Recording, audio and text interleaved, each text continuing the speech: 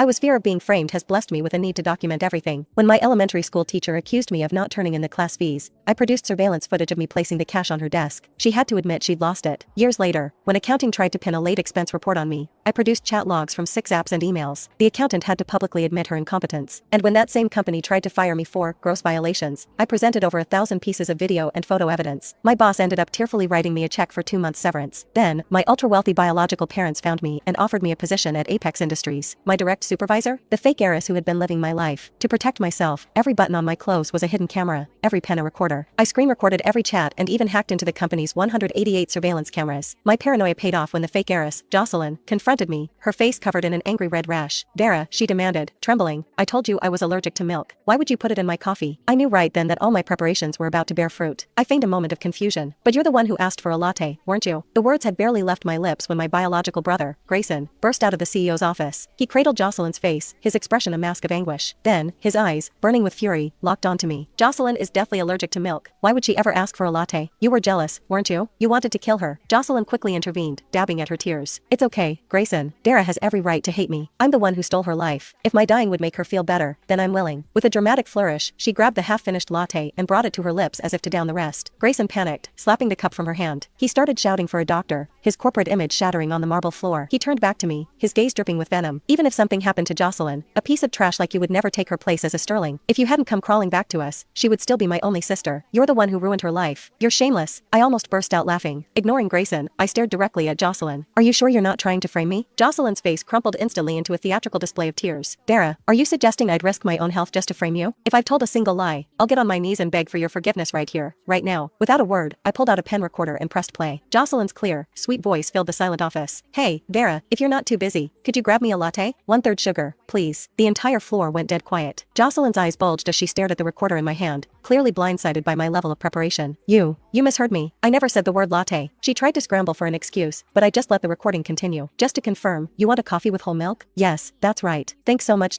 This time, she had nothing to say. "Recordings are easy to fake," Grayson snarled, still defending her. "A scheming bitch like you probably planned this from the start." "I have video, too," I said, pulling out my phone. I played the full, unedited clip for the entire office to see, watching the color drain from Jocelyn's face, then return in splotches of red and white. I allowed myself a triumphant smirk. "Well, Jocelyn, get on your knees." Jocelyn gasped for air a few times before her eyes rolled back and she collapsed. Grayson dropped to the floor, cradling her and wailing, but not without throwing one last accusation at me. "Are you happy now? Look what you've done to her." I rolled my eyes so hard I thought they'd get stuck. What I had done, all I did was play back her own words. Just then, my dear biological parents rushed in. After hearing a wildly embellished version of events from a coworker, my father turned to me.